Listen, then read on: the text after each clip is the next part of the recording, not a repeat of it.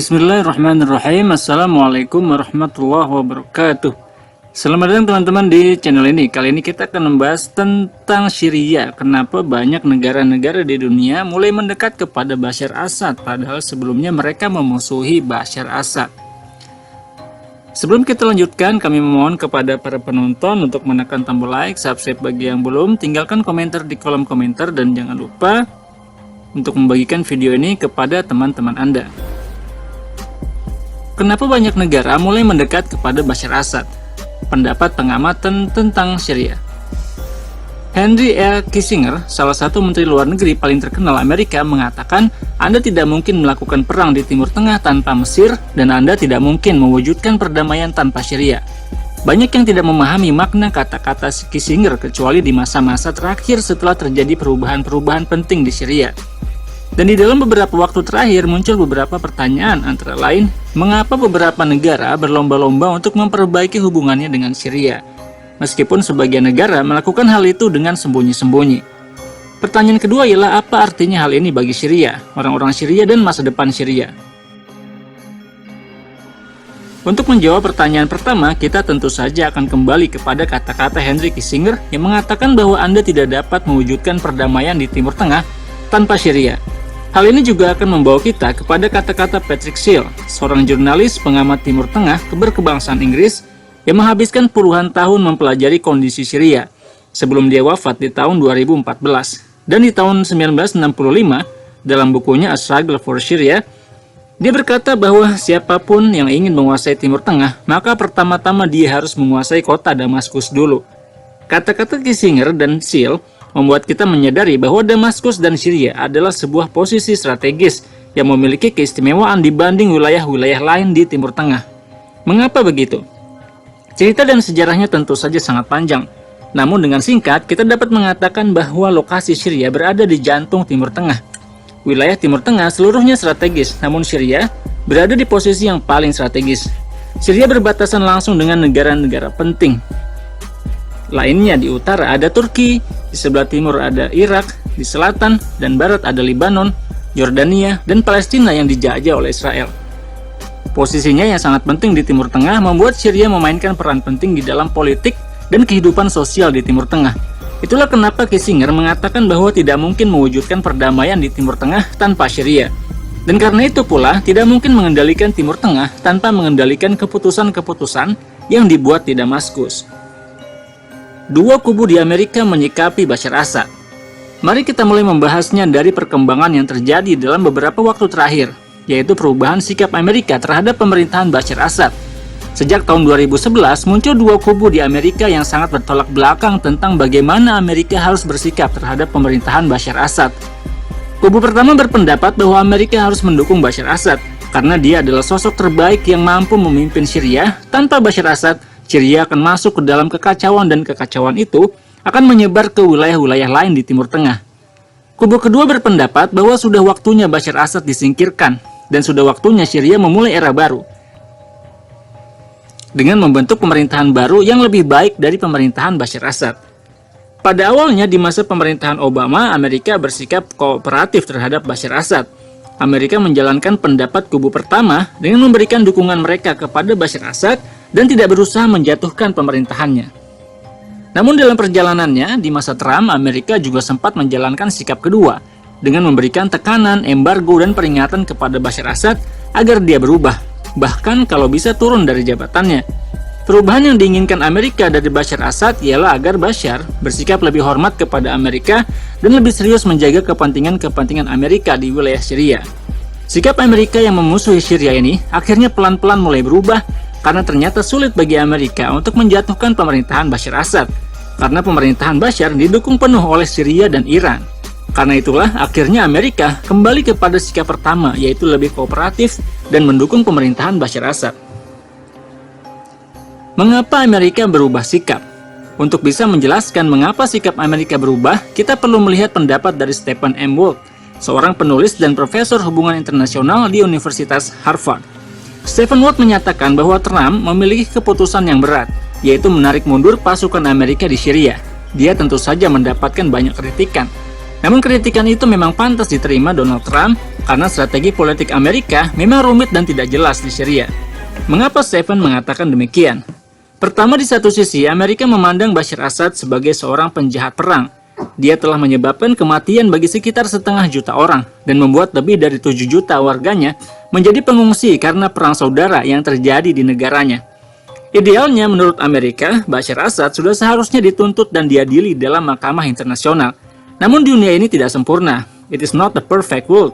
Maka Amerika pun mulai berpikir untuk membuat situasi menjadi lebih baik daripada membuat kondisi menjadi lebih buruk dengan memerangi Bashar Assad, dengan membuat situasi yang sudah buruk menjadi setidaknya lebih baik.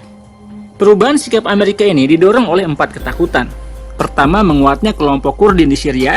Yang kedua, masalah gerakan ekstremis di Syria. Yang ketiga, meningkatnya pengaruh Rusia dan Iran di Syria. Yang keempat, ancaman terhadap keamanan Israel. Amerika sebelumnya mendukung gerakan orang-orang Kurdi yang tentu saja tidak akan dibiarkan berkembang oleh Bashar Assad. Orang-orang Kurdi tentu saja berharap agar mereka bisa mendirikan negara mereka sendiri. Hal itu tentu saja tidak mungkin terjadi dalam waktu-waktu dekat ini, karena jika keinginan orang Kurdi untuk mewujudkan negara merdeka dipaksakan, maka akan terjadi perang besar yang melibatkan Turki, Irak, Iran, dan Syria, karena orang-orang Kurdi tersebar di wilayah-wilayah tersebut. Karena Amerika yang sebelumnya mendukung orang-orang Kurdi akhirnya harus realistis. Daripada terus menduduki wilayah Syria bagian utara dan mendukung orang-orang Kurdi, Amerika memilih keluar dari Syria. Mengapa? Karena kalau mereka tetap berada di Syria, maka tentu saja Bashar Assad akan tetap meminta dukungan Rusia dan Iran untuk membantu Bashar Assad memadamkan pemberontakan orang-orang Kurdi. Dan hal ini tentu saja tidak disukai oleh Amerika. Selain itu, dukungan Amerika terhadap Kurdi juga tidak disukai oleh Turki, karena wilayah mereka menjadi terancam oleh gerakan orang-orang Kurdi.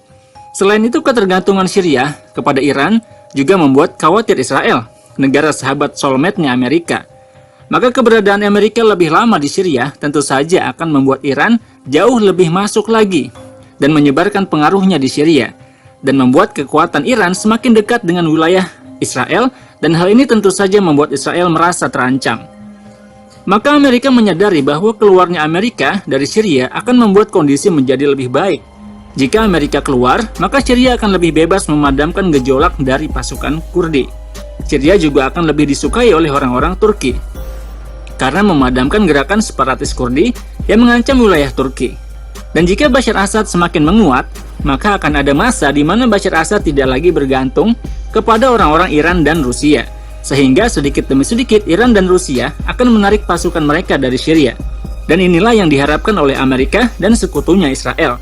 Dan hal itu baru mungkin terjadi jika Amerika keluar dari Syria dan menghentikan pendudukannya di wilayah utara Syria. Maka solusi terbaiknya bagi Amerika ialah mengakui kemenangan Bashar Assad dan mencoba memperbaiki hubungan Amerika dengan Bashar Assad dan kekuatan-kekuatan lain yang ada di sekitar Syria. Mengapa negara-negara Arab mendekati Bashar Assad?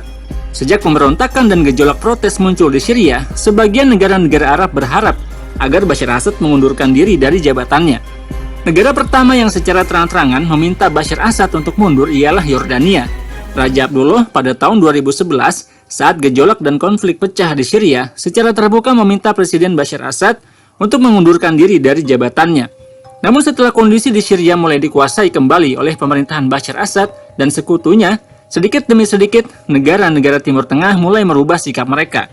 Negara-negara Arab secara sembunyi-sembunyi maupun terang-terangan mulai mendukung kembali pemerintahan Bashar Assad.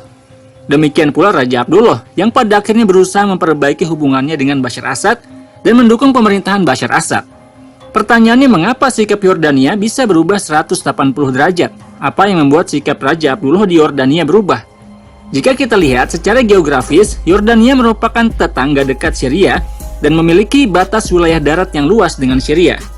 Hal ini membuat banyak warga Syria mengungsi ke Yordania selama terjadinya perang saudara di Syria.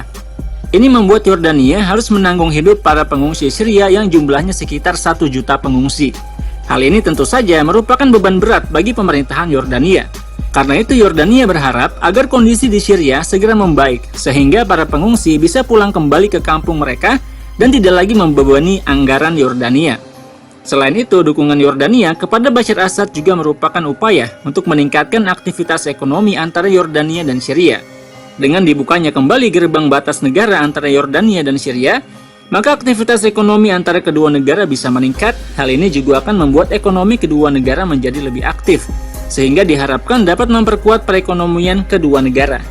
Inilah yang membuat Yordania dan negara-negara Arab lainnya mulai mendekat kepada Bashar Assad dan memperbaiki hubungan diplomasi mereka dengan Bashar Assad.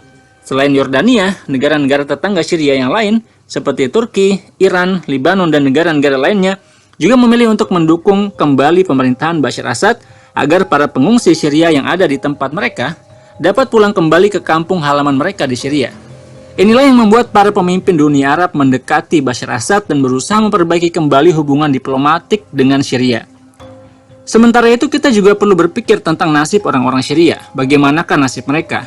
Nasib orang-orang Syria masih belum pasti, dan orang-orang Syria juga terbagi dalam beberapa kelompok penting. Orang-orang yang ada di dalam Syria dan orang-orang yang ada di luar Syria.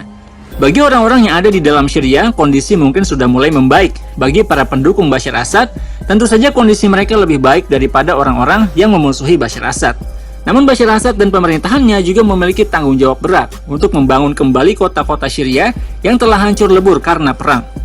Pembangunan kembali ini tentu saja membutuhkan dana besar dan waktu yang panjang. Syria sendiri nampaknya kesulitan untuk membangun kembali negerinya tanpa bantuan negara-negara lain. Namun negara-negara lain tentu saja tidak dapat menyiapkan dana bagi Syria kecuali mereka yakin bahwa investasi mereka di Syria dapat memberikan keuntungan bagi negara mereka. Karena itu cukup sulit bagi Bashar Assad untuk mendapatkan modal untuk membangun kembali Syria. Karena negara-negara barat termasuk Eropa, Amerika, Rusia, dan Iran tidak memiliki kepentingan untuk membangun kembali negara Syria yang sudah porak-poranda akibat perang. Sementara itu, keadaan warga Syria yang berada di luar negeri lebih berat lagi. Mereka harus berpikir, untuk dapat bertahan hidup di negeri orang, ditambah lagi harus mencari dana dan sumber daya yang cukup untuk dapat membiayai perjalanan mereka untuk pulang kampung ke Syria. Kita berharap tentu saja saudara-saudara kita di Syria segera mendapatkan jalan keluar dari masalah mereka, sehingga Syria dapat memulihkan kembali kehidupan mereka dan membangun kembali negeri mereka dan membangkitkan kembali kekuatan ekonomi dan politik mereka, sehingga Syria dapat kembali memainkan perannya sebagai salah satu negara besar di jantung Timur Tengah yang memiliki peran kunci dalam kehidupan sosial, ekonomi, dan politik di Timur Tengah. Terima kasih Anda sudah menonton video ini sampai habis. Jangan lupa untuk menekan tombol like, subscribe bagi yang belum, tinggalkan komentar di kolom komentar, dan jangan lupa untuk membagikan video ini kepada teman-teman Anda, agar informasi ini dapat bermanfaat bagi lebih banyak orang. Sampai ketemu lagi di video selanjutnya insya Allah. Saya Muhammad Isdian Muttaqin. Wassalamualaikum warahmatullahi wabarakatuh.